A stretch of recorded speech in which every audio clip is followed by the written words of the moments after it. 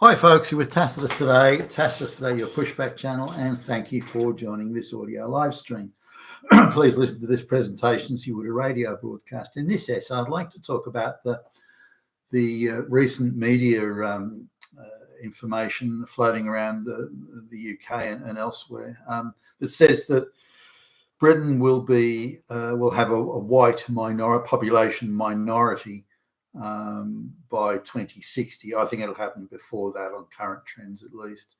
So now I want to come back to the numbers in a minute, but I just want to point out this is happening all over the Western world. The only place that's stopping it or significantly slowing it down at the moment is the United States. All other places are staying with higher levels of mass migration, or indeed in response to the US slowing down, they're all ramping up. In Australia, they're going insane, like 500,000 a year.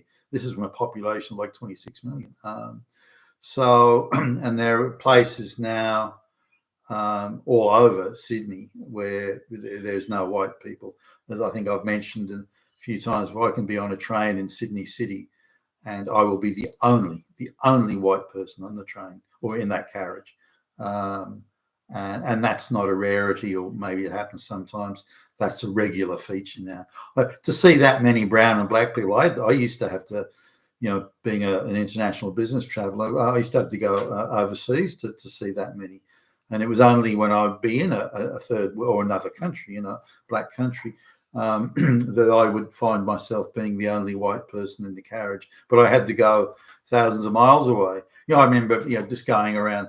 I took a train in Malaysia years ago. I remember I was the only white person in the carriage, and as the carriage train got a little bit out of the downtown, the looks I was getting, these are people that have only rarely seen a white person. The school kids were looking sort of gawking almost at the novelty of seeing a white person. Even outside of downtown Singapore, I was on a train once, and it was must have been the schools coming out or something. And I was surrounded by Chinese school kids. I was the only white person in the carriage, and they were all staring at me. And but anyway, I was used to being the only person in the hotel foyer or in the office or wherever I was used to being the only white person. I'm traveling in their country, for goodness sake. But now that same thing is happening in downtown Sydney.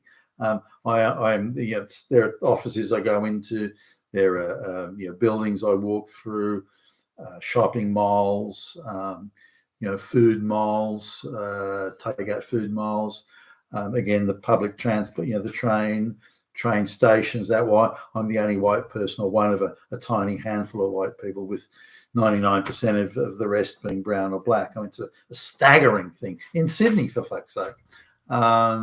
So this is happening all over the Western world, not just in the UK. The British like to make out this just happening. It's not. It's happening in Australia and Canada and elsewhere. Wherever you see a white majority population, the globalists are brutally and aggressively force-feeding as many black and brown peasants as they can possibly get their hands on into the West. And if you don't like it, they'll call you a Nazi or even put you in prison if you complain about it.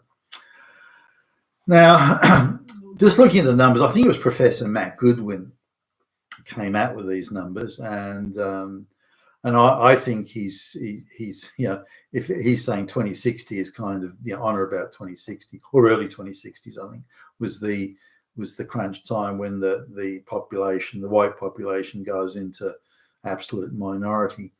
Now, if you do the extrapolation on current trends, I would argue it's going to happen somewhere between 2044 and 2048. And that assumes the government doesn't ramp up the mass migration even further, which you notice they have done every few years. They turbocharge it to the next level. So if they continue to do that, and the jumps in numbers that we've seen, then Britain will be lucky to make it to 2040 before white people go into an absolute minority. Now, I've looked at some of the stats, not just from Professor Goodwin, but other folks around who've been extrapolating numbers and projecting all sorts of figures. And what they've got is a large component of mixed mixed race people. I don't know where they're getting that from or why they're banning that around. So they're claiming that effectively there's going, this is one I've just looked at where, say in 2055, here's one where it says that give or take approximately a third of the population will be white British, a third are going to be mixed race, children born of mixed race marriages, and the other third will be brown black. Now they don't sort of say how many people will be born overseas, how many people came at a young age, and so on. So that's a little bit vague. They're also assuming that people who are born in Britain will become 100% British in customs, habits, views, attitudes, and so on, simply because they're born in Britain. Now, if a white person that goes back generations, yes, I'd say that would be the case. But as we've seen in people that come from third world countries, there takes many generations before they turn into a local sort of as in a local citizen and take on the duties and obligations along with the benefits of being a citizen. They're all very well putting their hands out for the benefits. That's no problem. When it comes to taking on the obligations, responsibilities of citizenship, they're nowhere to be seen. Now, I know Indians that are 5, 6, 7 generations Western born that still insist they're Indian. They send back to India for husbands and brides, from the village of their ancestors. They go to India, twice a year to visit all the relatives and keep their cultural attitudes and aspects fully in tune. They are Indian. If you ask them, so well, gee, you're 7 generations born in Australia. You're good Australians. No, I'm not Australian. I'm Indian. I'm an Indian, and they view their culture and spirituality and all sorts of things and certainly their genetic or their gene pool thing. They view that and its purity as being paramount. They don't want to become part of the local scene or the local citizenry. They want all the benefits of it, but they want none of the duties and obligations that a white citizen would consider would come with the benefits of living in a country that it's such a high standard of living and public services that work and public transport that sort of thing, law and order and the like. Well, used to have those things. The honesty, compared to, even though Australia is becoming more corrupt by the day because the influx of people coming into Australia as migrants is all from basket case corrupt countries. So Australia is increasingly taking on levels of corruption that hitherto would have been unimaginable, but it's still far, far less corrupt than India or China is. And so the people, the Indians coming here, they say, gee, I like it, the fact that public services work and that you don't have to bribe somebody just to take a shit. And they like that. But they still consider our society and culture and levels of spirituality as inferior to theirs. I don't know how they square that away, but that's their attitude. So the idea that people from third world countries or that will consider themselves as Australians or British if they're born in Britain is absurd. That's simply not going to happen. Again, multiple generations on. Now, if it's a white person from places like a white Christian, like I don't know, Russian, Ukrainian, that's second generation. First generation born, somewhat, but by the second generation born, they're going to be as Australian or British or whatever as anyone else. So that'll fit in quite well. But if they're third world peasants, particularly Islamic, or even Hindu, they will never integrate ever. And if you look at Fiji, where Indians were arriving from the 1850s onwards, they're still not integrated. You're looking at the race, mixed race marriages is like 1%. I mean, it's fuck all. And so going back to the numbers here, this idea that a third of, approximately between a quarter and a third of the people in Britain in 2060 or thereabouts will be mixed race marriages with white people. No, I just don't think that's going to happen. I think that could be dismissed out of hand. If it's mixed race marriages where an Islamic dude from Pakistan gets together with an Islamic person from northern India, that type of thing, that I accept would happen. and they could technically call that mixed race because one's Pakistani, the other's Indian, but they're both Islamic. They both come from the same region and district, both talk the same way. So that's not a mixed race marriage, for Christ's sakes. And nor is their offspring, from their procreation, nor is that going to produce children that are going to be see themselves as English or Australian or British or whatever. They're just not going to. So I don't think that the mixed race part's going to be anywhere near as big. If you had a lot of Polish and Ukrainian people, white people coming over to England, that sort of thing, then maybe that's a possibility. And you can get things, Germans and Poles living around that German-Polish border area. You can get technically mixed race marriages there, but you hardly call them vastly different people. So given the type of folks that are being brought in en masse, the black and the brown and the Islamic and so on, I think the mixed race marriages are going to be hardly any. And so I don't see that at all. So I see that the white people will stay, somewhat homogenous. There'll be some mixed race marriages, of course, but I think the white people are going to stay somewhat homogenous, but so will the other groups. So the only outcome really is balkanization, and you're going to have, mini India and mini Pakistan and mini Bangladesh and all this sort of stuff, mini Africa, whatever, mini Nigeria.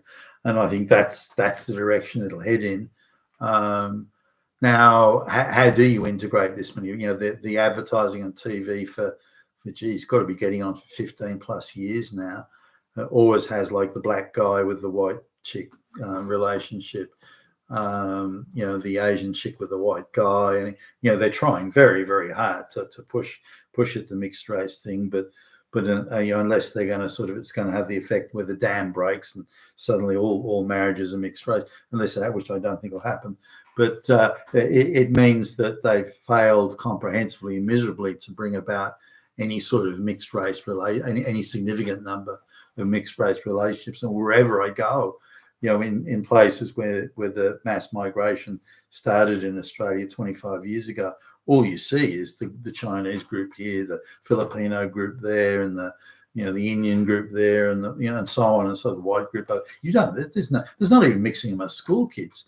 There's a little bit, but not much.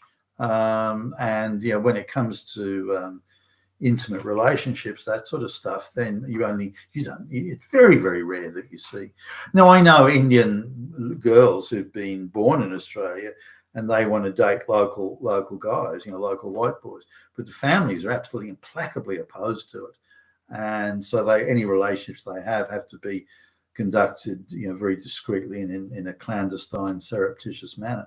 But if they suggest, the girls suggest or indicate, or the boys even, if they're dating, suggest they want to marry a local person or anyone outside of the Indian diaspora, the family goes into ballistic mode, and they threaten to cut them off and excommunicate them, dispossess them, and this and that. You'll be an outcast and so on. If you can only marry an Indian guy or a girl, you have to keep the whole cultural thing pure. So I don't see any of these people are prepared or want or think they should have to you see this too in countries like with quite a decent Chinese population, also a Malay native population, as you might see in, say, Malaysia or Indonesia, for example.